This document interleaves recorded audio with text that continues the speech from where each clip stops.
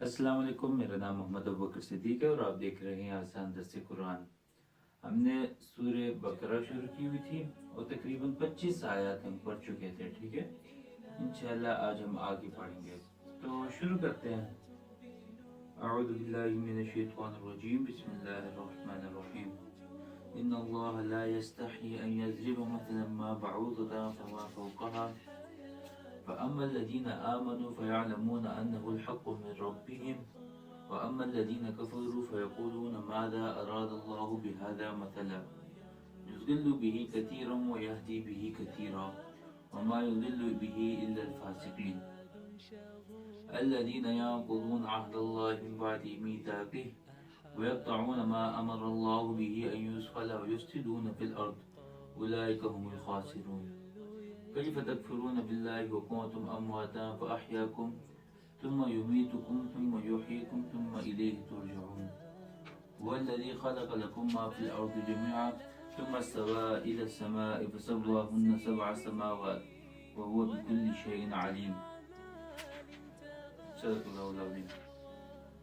तो इन आयत में अल्लाह ताला ने सबसे पहले कुफार का एक इतराज जो था उसका जिक्र किया, इसके बाद काफिरों की 3 सिफात का जिक्र किया और आखिर में अल्लाह ताला ने फरमाया कि तुम्हें ज़मीन को, आसमान को, हर चीज़ को अल्लाह ताला ने पैदा किया है, इसके बावजूद भी अगर तुम किसी और की इबादत करते हो तो ये बहुत नाशुक्री की बात होगी। तो शुरू करते हैं। इन्नल्लाहा ला यस्तही अन यज़रिबा मसलन मा बऊदतन फमा फौक़हा, बेशक अल्लाह इस बात से नहीं शर्माता कि वो किसी बात को वाज़ेह करने के लिए कोई भी मिसाल दे, चाहे वो मच्छर जैसी मामूली चीज़ की हो या किसी ऐसी चीज़ की हो जो मच्छर से भी ज़्यादा मामूली हो। फ़अम्मा अल्लज़ीना आमनू फ़यअलमून अन्नहुल हक़्क़ु मिन रब्बिहिम, अब जो लोग मोमिन हैं वो खूब जानते हैं कि मिसाल एक हक बात है जो इनके परवरदिगार की तरफ से आई है।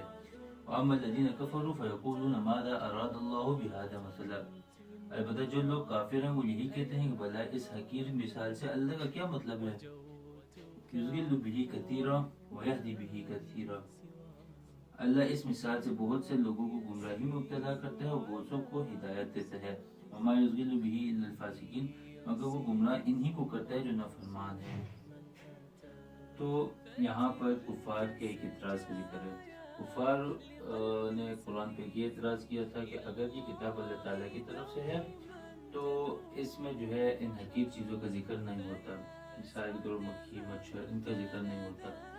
तो जाहिर सी बात है ये एक बेतुका सा एतराज़ था, क्योंकि मिसाल जो होती है वो मज़मून के मुनासिब ही होती है। अगर आप एक हकीर चीज़ की मिसाल देते हैं तो आप उसको एक हकीर चीज़ के साथ ही देंगे। अगर आप एक किसी बड़ी चीज़ की मिसाल देते हैं तो आप उसको एक बड़ी चीज़ के साथ ही मिसाल देंगे। तो कलाम मेयारी भी इसी तरह होता है। ठीक है, अगर आप इस तरह नहीं करेंगे तो फिर तो ये कलाम का ऐब होगा। ठीक है, मगर ये बात जो है कुफार को समझ नहीं आती थी।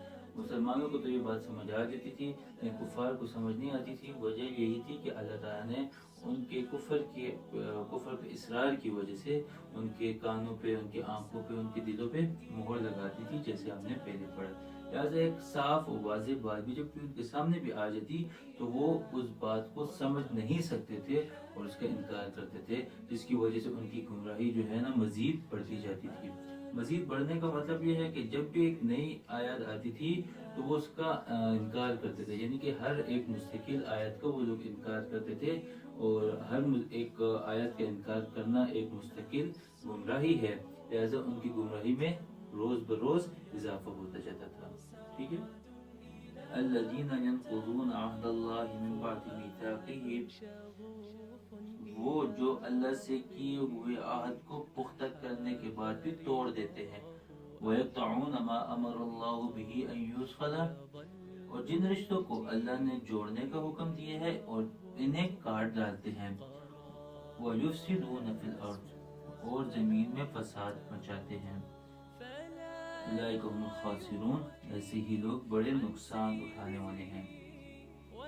यहाँ पर कुफार की 3 सिफात का जिक्र किया जा रहा है।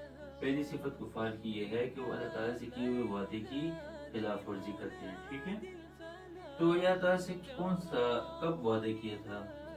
तो इंशाअल्लाह हम सूरह आराफ में पढ़ेंगे तफसीली مختصر انداز میں آپ سے یہاں پر اتنا سمجھ لیں کہ اللہ تعالیٰ نے انسانوں کو پیدا کرنے سے پہلے تمام روحوں کو جمع کیا تھا اور ان سے یہ پوچھا تھا کہ کیا میں تمہارا رب نہیں ہوں؟ سب نے یہی بات کی تھی کہ ہاں آپ ہی ہمارے رب ہیں، ہم آپ ہی کی عبادت کرتے ہیں۔ تو یہاں پر اسی عہد کا ذکر ہے کہ تمام انسانوں نے، تمام لوگوں نے اس بات کا عہد کیا ہوا تھا کہ ہم اللہ تعالیٰ کی ہی عبادت کریں گے، لیکن جب وہ دنیا میں آ گئے تو وہ اس عہد کو بھول گئے اور اس عہد کو توڑ دیا۔ اچھا، یہاں پہ ہے من بعد میثاقہ ہی، کہ اس کو پختہ کرنے کے بعد۔ تو پختہ کس طرح ہوا؟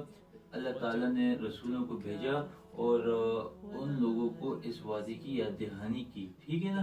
تو یاد دہانی کے باوجود بھی لوگ جو ہے نا اللہ تعالیٰ کے ساتھ کفر کرتے ہیں اور اس وعدے پہ جو ہے نا کاربند نہیں ہوتے ہیں، تو یہ بہت برا کرتے ہیں، ٹھیک ہے۔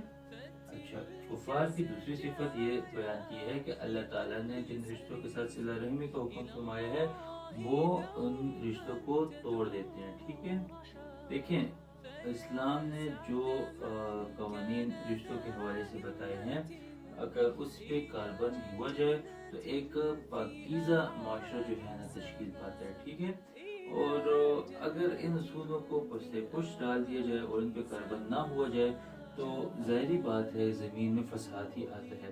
مطلب یہ ہے کہ جو اسلام نے رشتوں کے حقوق بتائے ہیں، باپ بیٹے کے درمیان میں جو حقوق ہیں، بھائی بھائی کے درمیان میں جو حقوق ہیں، اسی طرح شوہر بیوی کے درمیان میں جو حقوق ہیں، ان کی پاسداری کی جائے تو ظاہری بات ہے ایک زبردست اور ایک تمدن والا معاشرہ جو ہے وہ وجود میں آئے گا۔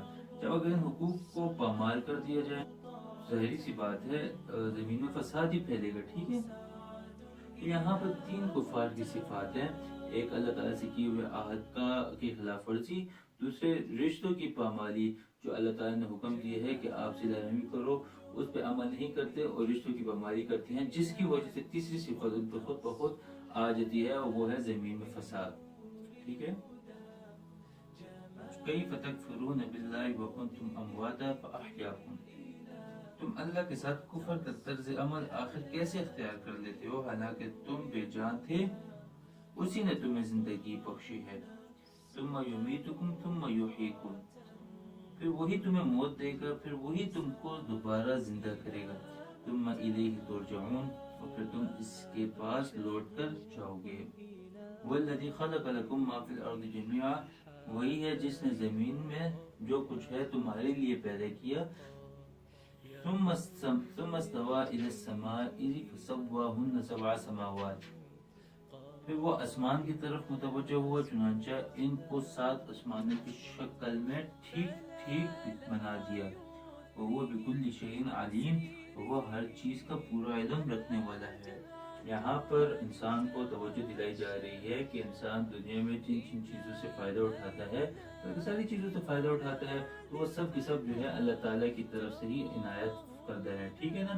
اللہ تعالیٰ نے ہی ان کو پیدا کیا ہے اور اللہ تعالیٰ نے ہی انسانوں کے لیے ان کو مسخر بنا دیا ہے۔ اب ان تمام نعمتوں کو استعمال کرنے کے بعد بھی کوئی اللہ تعالیٰ کے ساتھ شرک کرتا ہے، کفر کرتا ہے، تو یہ تو کافی ناشکری کی بات ہے، ٹھیک ہے۔ امید کرتا ہوں آپ کو میری ویڈیو پسند آئی ہوگی۔